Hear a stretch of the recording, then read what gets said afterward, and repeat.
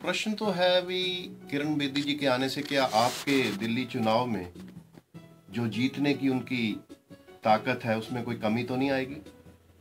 मेरे ख्याल से किरण बेदी जी और अरविंद केजरीवाल का कंपैरिजन ही बहुत मुश्किल है। कंपैरिजन इनमें तुलनात्मक कुछ है ही नहीं। कारण ये है कि अगर दोनों में समानता है तो सिर्फ एक, कि दोनों अन्ना के साथ एक स्टेज पे उन्होंने भारत का तिरंगा फहराया। उसके बाद जब मैं देखता हूँ नौकरी छोड़ने से इन दोनों के, और आज तक, आज भी याद करता हूँ वो पल जब किरण बेदी जी ने नौकरी छोड़ी थी अपने। क्या उसमें कोई लोकहित था या उनका अपना हित? मेरे ख्याल से उनके सिर्फ अपनी तरक्की ना मिलने के कारण उन्होंने नौकरी छोड़ दी। जहां तक अरविंद का प्रश्न है, अरविंद ने अपनी नौकरी का त्याग किया लोगों के हितों के लिए, लोगों के लिए काम करने के लिए। अरविंद के पास तरक्की के बहुत मौके थे लेकिन उसने वो सब छोड़ दिया सिर्फ लोगों के लिए। किरण बेदी जी आज सीएम बनने की कोशिश कर रही हैं जन लोकपाल को ठोकर मार के। दूसरी तरफ आप अरविंद देखिए, जन लोकपाल के लिए उन्होंने अपनी चीफ मिनिस्टर की कुर्सी, जो मुख्यमंत्री की कुर्सी, उसको ठोकर मार दी। कैसे कंपैरिजन करें इन दोनों का?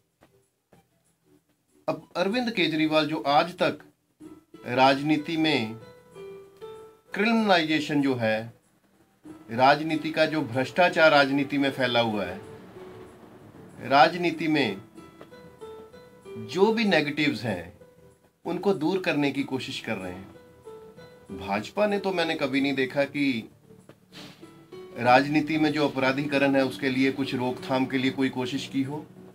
मैंने नहीं देखा भाजपा ने राजनीति में भ्रष्टाचार को रोकने के लिए कुछ किया हो।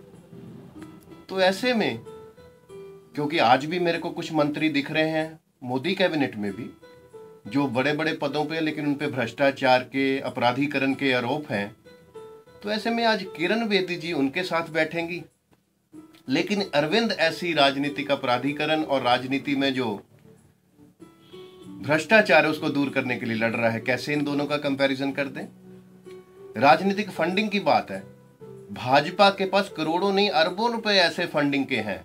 आज भी आप कोई भी न्यूज़पेपर दिल्ली का उठा के देख लो, उसमें हर पेज पे भाजपा का एडवर्टाइजमेंट, भाजपा का विज्ञापन है। उसके लिए पैसे कहां से आ रहे हैं कोई हिसाब किताब नहीं। लेकिन आम आदमी पार्टी जो कि अरविंद की रहनुमाई में चल रही है, एक एक पैसा, अगर 1 रुपया भी कोई दे रहा है तो वेब पे अपना जानकारी ले सकता है। 1 रुपये का भी हिसाब है। कैसे कंपैरिजन करें अरविंद और किरण बेदी जी का? उसके बाद RTI, right to information act की बात कर रहा हूं। आरटीआई में आज तक अरविंद ने संघर्ष किया कि राजनीतिक दलों को आना चाहिए, और आम आदमी पार्टी ने अपने आप अपने को ऑफर किया कि हम आरटीआई में आने के लिए तैयार हैं। लेकिन दूसरी तरफ भाजपा, आज उस भाजपा के खेमे में किरण बेदी, जहां आरटीआई में आने से साफ मना कर दिया।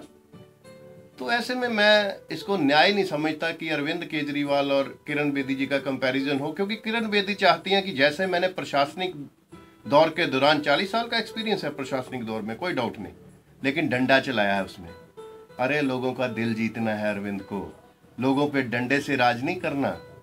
जब लोगों के दिल जीतोगे तो राजनीति करने की जरूरत नहीं, लोग राजनीति में भाग लेते हैं, लोग राजनीति में आते हैं। आप उस प्रशासनिक एक्सपीरियंस जो आपका, जितना आपने 40 साल बिताए, उसका इधर राजनीति से मत जोड़िए किरण बेदी जी। अरविंद का 49 दिन का शासन याद है लोगों को, जिसमें रैन बसेरों का मामला हो, बिजली का मामला हो, पानी का मामला हो, सबसे बड़ा करप्शन के खिलाफ जंग, जिसमें करप्ट आदमी के मन में एक खौफ बैठ गया था, अरविंद केजरीवाल आ गया मुख्यमंत्री, अब क्या होगा। लोग इन चीजों को भूले नहीं। आज भी झुग्गी झोंपड़ी वाले, पानी के टैंकर माफिया के खिलाफ कैसे अरविंद ने आंदोलन छेड़ा था। कौन मुख्यमंत्री धरने देता है सड़कों पे? अरविंद ने अपने रोजी रोटी के लिए धरने दिए कि लोगों के लिए? मुख्यमंत्री बनते भी उसने पुलिस का, क्योंकि महिला सुरक्षा के लिए अरविंद लड़ेगा। ऐसे में जनता को, आज दिल्ली की जनता को आह्वान, दिल्ली की जनता से निवेदन कि आम आदमी पार्टी के समर्थन में आगे आए। एक एक वोट अपने तक नहीं, आपका वोट नहीं, ये क्रांति में एक आहुति है। तो वोट आपका, आहुति जाएगी उस राजनीतिक क्रांति में, आपका नहीं, आपके परिवार का, आपके सगे संबंधियों का, आपके मोहल्ले के जितने आस पड़ोस में लोग रहते हैं। आइए 7 फरवरी को उनको बाहर निकालें, और एक एक वोट आम आदमी पार्टी के पक्ष में करें। जय हिंद, जय भारत।